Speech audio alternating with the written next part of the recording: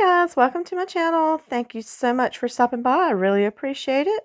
We're going to get right into our crafting projects, and these are going to be from my local Goodwill. All of these are thrift flips. So my first one, I found these adorable little wooden birds, and they had little stands to them, but we're going to beef them up. And I actually saw this as a Pottery Barn inspiration, but I couldn't find the picture.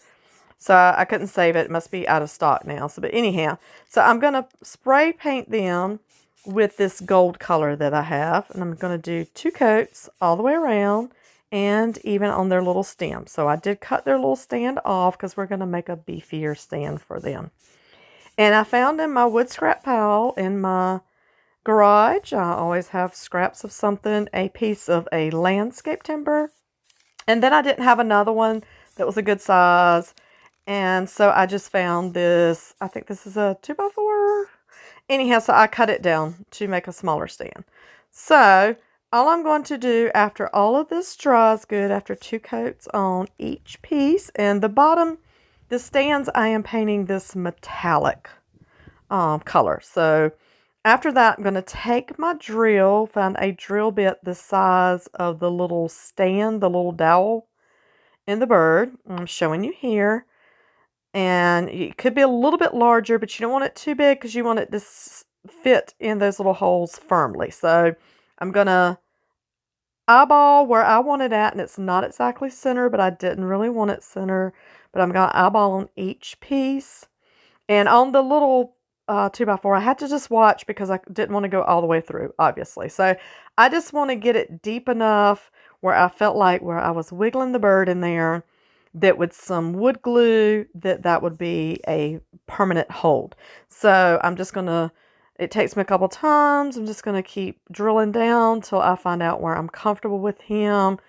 Turn, I just pushed and turned. Be careful because the little stand was not that firm. So I just want to be easy with him. So I'm just going to apply some pressure, take my wood glue, put it in that hole that we just drilled, and then I'm going to stick them in there. And the same goes with the other little stand. So if you find little wooden birds but you can't find the dowel, that it's on a stand already, then a simple fix is to just get your little dowel rod, and the same premise with the drill bit. You just want your drill bit around the size of the dowel rod, and then you could drill a little hole into the bird and put your dowel rod in, and then do your little stand.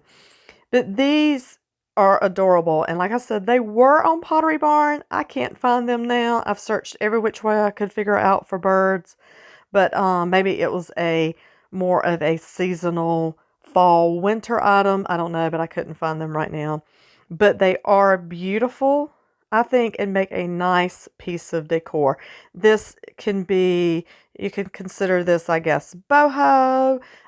It's kind of got a masculine charm to it. So I think a man would like these in his office or his man cave or your den or something. But these are a beautiful piece of decor. And here they are, just finished project. And I like the varying heights, and I like the varying stand. If you had driftwood, that would be gorgeous. I just did not have a piece that I could use right now of driftwood. So our next little flip is I found this cutting board, and everybody loves cutting boards. And this was pretty, and it had a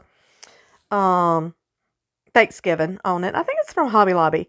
So I'm just going to use my Ditsy Belle, and this is a white. I think it's called Cotton. Ditsy Belle chalk paint. And I'm going to paint this just 1 coat. Make sure I got the sides and the front covered real good. And of course, if you like the distressing part, then you don't have to do full coverage. But I did not sand this any. So I did 1 good full coat on it and then left it with that. And then after it dries completely, I found some pretty Dollar Tree napkins. So we're going to use that to do a decoupage effect to this.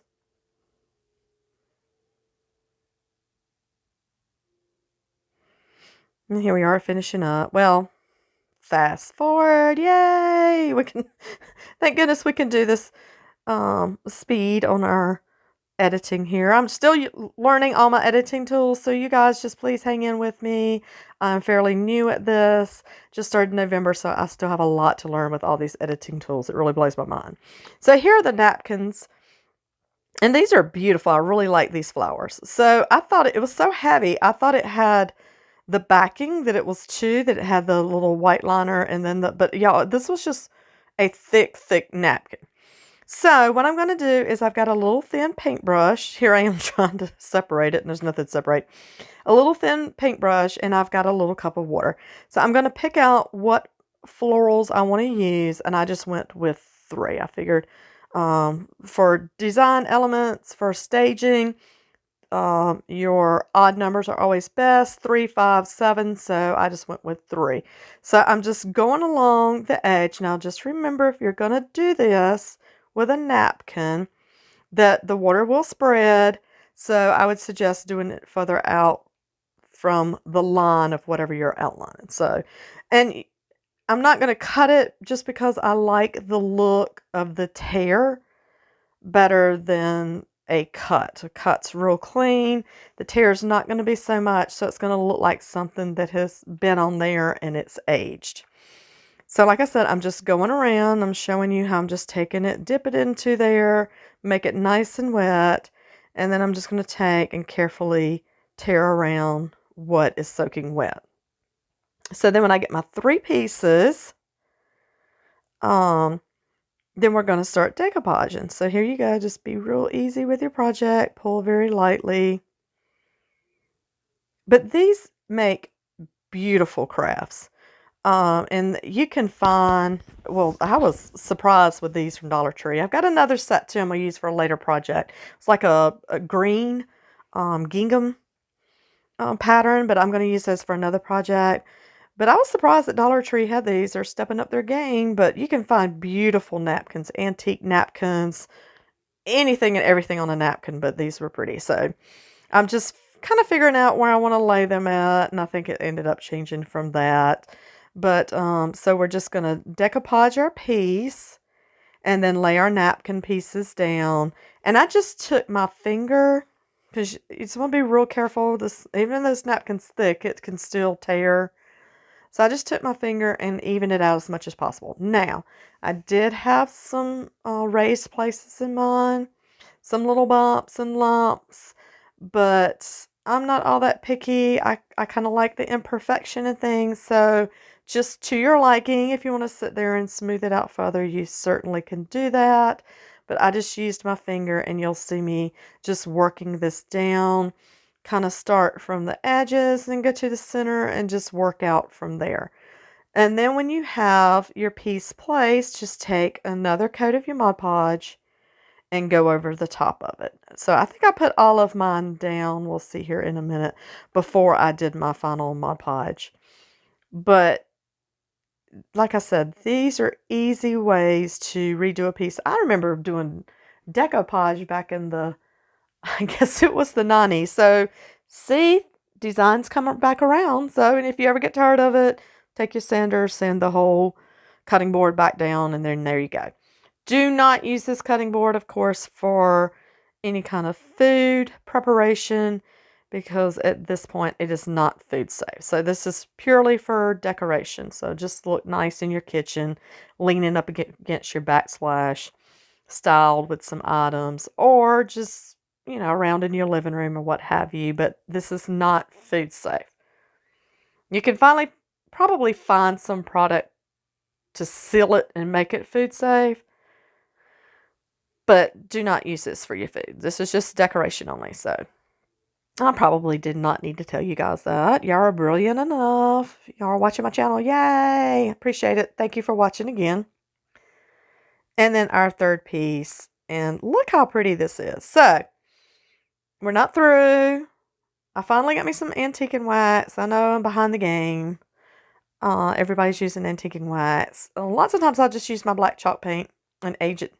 But I'm going to use this antique and wax. And I put it on fairly heavy and just took a paper towel A lot of people use baby wipes, so it just depends on how heavy you want your application. I put it on fairly heavy and then just took a paper towel and kind of wiped it down. And make sure you get your edges because that's what's really going to give you the aging effect. So I'm just going to brush this on, kind of wipe it off, and then let this antiquing wax dry fully. And I got mine from Hobby Lobby. I think it's Americana. Is it the Americana or the Folk Art brand? But I did pick it up at Hobby Lobby. And I'm just going to work with this antique and wax and see how I like it. I just, like I say, use chalk paint to age. But I do like this effect as well. It kind of gives off a coffee stain or a tea stain effect. You know, if you don't have any of this and you have some old coffee on hand, this is heated coffee, maybe from your coffee pot this morning, you let it sit out. You can always use coffee as a good staining agent as well. So, or tea, you can do tea bags as a staining agent as well. So, there's ways around everything. And I'm not going to show you the finished project yet. I'm going to show you with this one. So, this is another, like I said, everything is from Goodwill. And this sign is cute. This is another, I think, Hobby Lobby item. And this is cute. Just, we're flipping, and this is just not my style. So, I am going to take that white area and use my Dixie Belle cotton chalk paint again. And surprisingly, I only had to do one coat, but I did it fairly thick, and I tried to be as careful as I could around those edges. I did not want the white to get onto the brown frame part. So we're just simply going around. And I love these little brushes. I'm not sure where I got these from. This might have been out of my mom's collections. Daddy gave me most of her crafting stuff. This might have been out of her collection.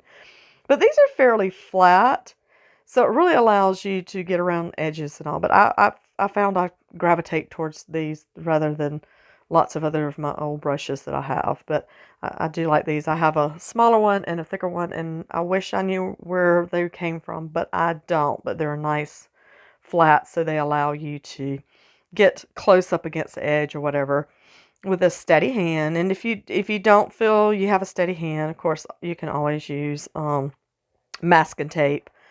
Not masking tape, painter's tape. Well, masking tape will work too. So as you can see, that's covered. And I thought I had filmed this next part. I totally didn't. So I'm just going to show you the premise of what I did. Okay, so I've got my gel stain, and this was a new color. I'm wanting to say this was a mahogany. Maybe I should look that up for you guys and let you know for sure in case you want to use some of it. But this was a new one that I got, so it's a little bit darker than what I had been using.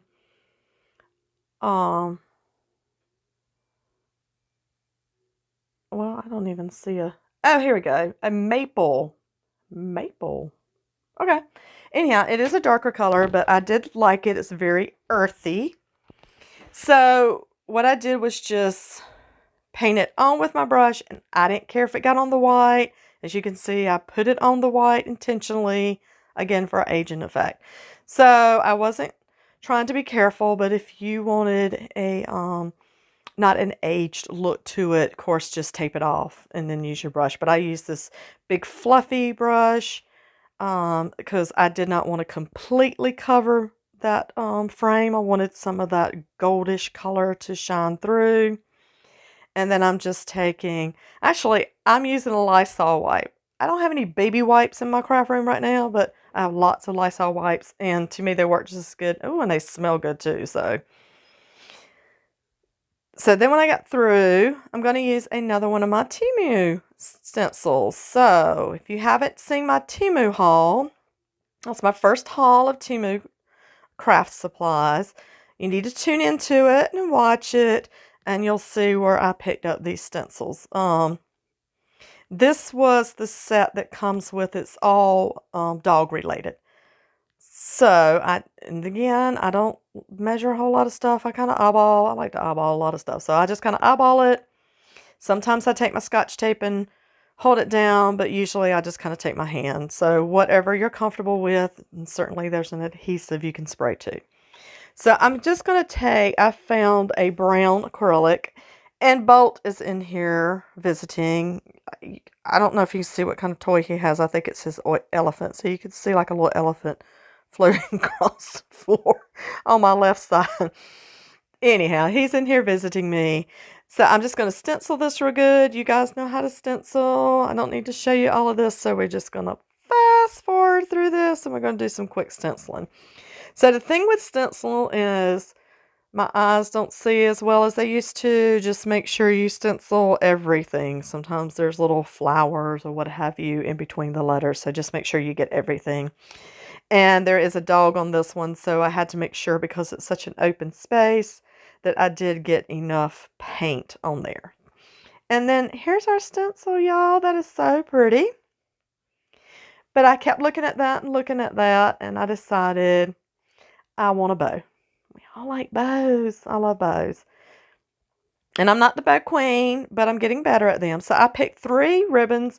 These are from Dollar Tree. Don't dish your Dollar Tree for your ribbons. Make sure you stop by there and see what they got, because they have some cute, cute ribbons. So I had this burlap piece, and whoop, that was the end of the roll. So we did good. So whatever size bow I could make with this, I made. And then I've got these little clips from Dollar Tree, those little pink clips there. I like to use those to pinch my bows and to hold everything until I get ready to secure them. So that's my size I'm going off of. So everything else is going to go from there. Then I had this little blue and white ribbon. I didn't measure anything. Too much is better than not enough, because you can always cut your tails down on your bow. But I'm just going to cut some of this off, and I decided to do a double bow out of it. So I think you'll see here how I do my bows. It's not hard, it's not complicated. They're not the best in the world, but I think they're adorable. I like them, and they're easy, so if you can't tie a bow, you can certainly do a bow the method that I use. I just kind of find my center, make my 2 crossovers, and with this one, I crossed over again. You can see me working here. Here I am finding my center, which really doesn't matter if you find your center, because unless you exactly tie the bow the same or loop the bow the same, it's not going to be your center after all. But so see, this is my bow. Simple, you guys. So then all I'm going to do is take my little clip off. Hold your bow real good. And then clip that into my burlap bow that I already have sitting there. So see, that's how I do my little double bows. So I'm going to clip that, and then I'm going to take my last ribbon, and it was a little burlap ribbon too, with like a little lace looking detail in it. And with it, I'm just going to buy. Y'all forgive me. I'm just going to make one looped bow with it. So here I'm using my little clip. They come in extra handy for lots of projects. I'll get you some of those. So again, my method is to no measurement. I know it's not going to take as much ribbon because I want it smaller, obviously. So I'm going to find my center and fold over, and then that's my bow. And I just kind of go by the size of the loops according to whatever I've got there already. So then I'm going to fasten that. Then I'm going to take me a little bit of jute twine and then tie those securely. And then after you tie them, you can cut the tails however you want to. I dovetail the burlap, and then the other ones, I just cut them at an angle. So after all that's secure, then I'm just going to run a little bit of hot glue in the left-hand corner of our picture, and then that is done. Just make sure you tie it tight. And I wanted to be careful because I don't know if it's really classified as a jute, but it's kind of thin, so I just didn't want to tear it. So isn't that adorable? So you got a stacked bow, and that's lots more interest than just having like the burlap bow by itself. So I like that method. And then, like I say, a little bit of hot glue in the corner. And then we're good to go.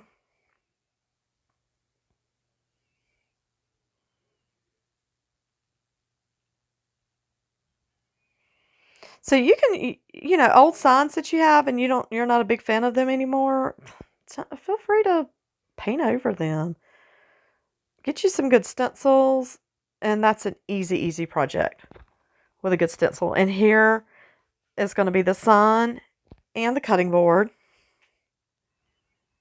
And isn't that so cute? And again, I would describe these as the cutting board maybe like a shabby chic or French country, but the little dog sign, I would say it's more like a boho. I found this interesting piece again at the Goodwill. And then I had one of these hanging shelves from Dollar Tree. Anyhow, so when I saw this piece, I'm not sure what it was. Maybe a candle went in there. But the bottom of it, that solid piece, it's very thin. So I knew I couldn't use it. So I figured that shelf from Dollar Tree would give me a solid surface. But when I saw this piece, I immediately thought lamp. So we are going to be making a lamp.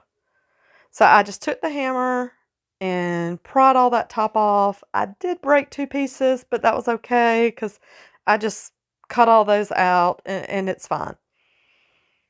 So I'm just going to measure for my top.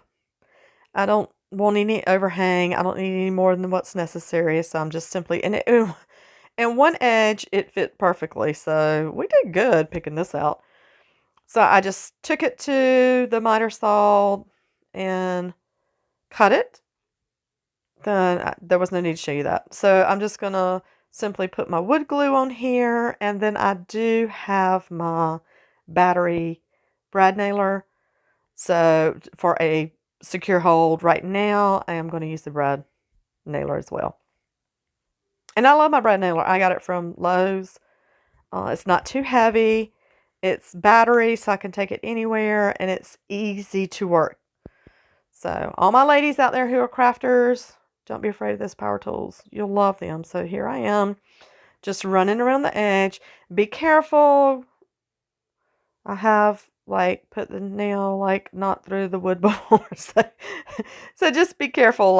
Make sure you're going through both pieces.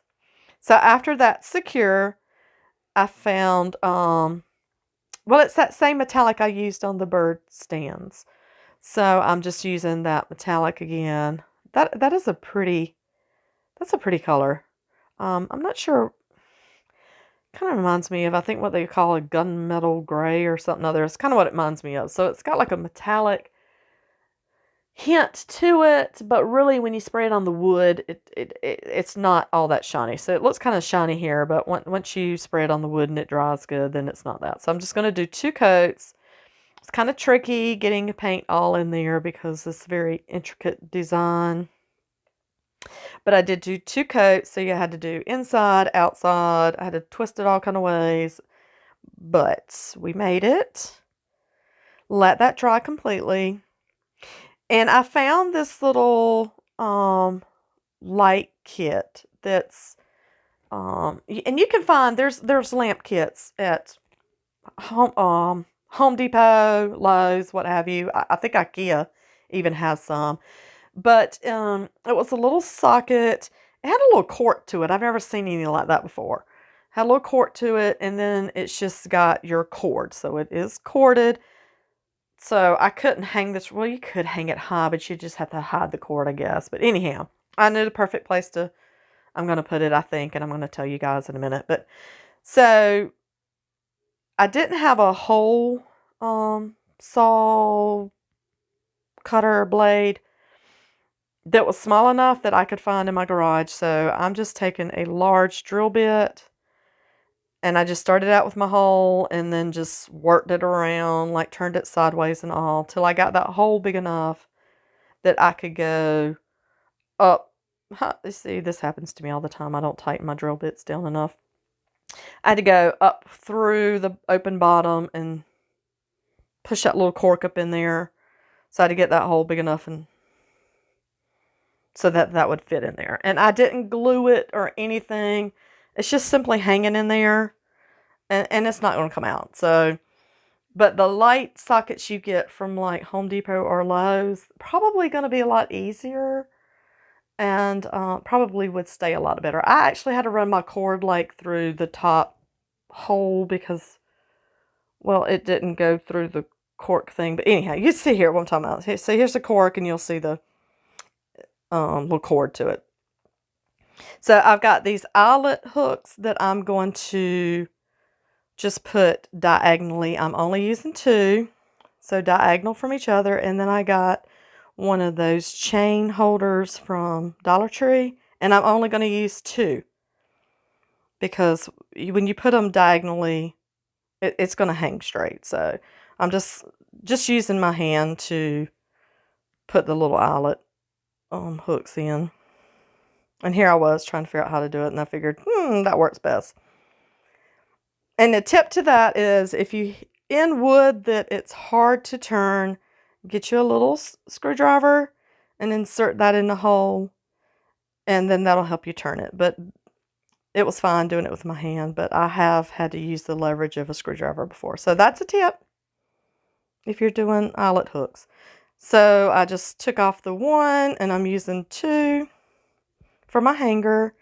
And then I'm going to hang it up in my craft room just to show you guys. So I've got it on like a large S hook hanging down from my ceiling. And this is so cute. So I think what I'm going to do with this, I'm pretty sure what I'm going to do with this. This would look beautiful in a reading nook, but I think I'm going to put it in my camper because the ceilings are low anyhow. And I can just kind of hide the cord off to the side. But look how pretty that is. That's a lot of visual interest there. That is a nice looking little lamp.